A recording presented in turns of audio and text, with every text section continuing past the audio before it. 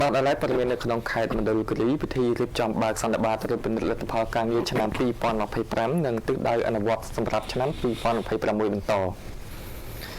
រដ្ឋបាលខេត្តមណ្ឌលគិរីបានរៀបចំពិធីបើកសន្និបាតឬពិនិត្យលទ្ធផលការងារឆ្នាំ2025និងលើកទិសដៅសម្រាប់អនុវត្តបន្តឆ្នាំ2026ក្រមអធិបតីភាពអាដាមម៉ែនងុយប្រធានក្រុមប្រឹក្សាខេត្តអាដាមថងសវណ្ណអភិបាលនៃគណៈអភិបាលខេត្ត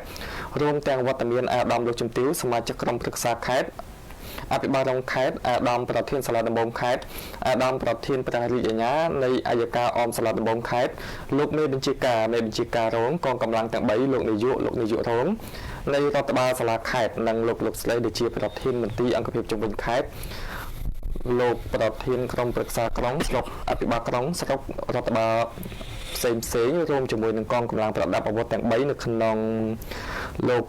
ក្រុងស្រុកមេឃុំចៅសង្កាត់ព្រមទាំងសមាជិកនិងតំណាងអង្គការដៃគូជាច្រើនរូបដែលពិធីនេះរៀបចំឡើងនៅសាលប្រជុំសាលាខេត្តមណ្ឌលគិរីនាថ្ងៃម្សិលមិញនេះអាដាមអភិបាលខេត្តបានមានប្រសាសន៍ថាការរៀបចំប្រារព្ធពិធីសន្និបាតពិនិត្យនិងបូកសរុបលទ្ធផលការងារនៅពេលនេះក្នុងគោលបំណងដើម្បីធ្វើការឆ្លុះបញ្ចាំងអំពីលទ្ធផលសកម្មភាពនៃការអនុវត្តទូនាទីភារកិច្ចរបស់រដ្ឋបាលខេត្តនៅក្នុងឆ្នាំ2025កន្លងមកនេះធ្វើការផ្សព្វផ្សាយអំពីសមិទ្ធផលនានាដែលរដ្ឋបាលខេត្តអនុវត្តបានកន្លងមកនិងលើកទិសដៅអំពីចំណុចខ្លាំងបញ្ហាប្រឈមសំណើដំណោះស្រាយសំណុំពរនិងការផ្លាស់ប្ដូរបទពិសោធន៍ការងារពីគ្នាទៅវិញទៅមកលើការងារគ្រប់វិស័យនៅក្នុងខេត្តដើម្បីរួមសហការគ្នាក្នុងការស្វែងរកនូវដំណោះស្រាយចំពោះបញ្ហាប្រឈមនានាដែលបានកើតមានឡើងនិងទទួលបាននូវអនុសាសន៍ល្អៗថ្មីៗដើម្បីឈានទៅសម្រេចបាននៅជោគជ័យធំថ្មីបន្ថែមទៀត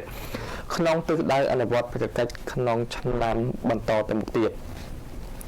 អាដាមបានសម្ដែងនៅការកោតសរសើរចំពោះថ្នាក់នាំកងកម្លាំងប្រដាប់អាវុធមន្ត្រីរាជការគ្រប់ជាន់ថ្នាក់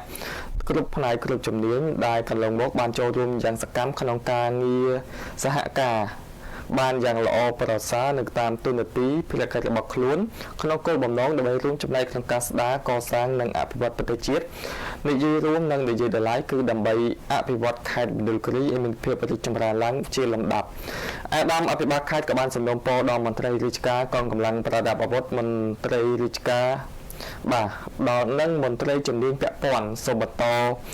រួមសហការគ្នាឲ្យកាន់តែសកម្មឡើងនិងខ្លាំងក្លាបន្ថែមទៀតក្នុងការចូលរួមសហការពង្រឹង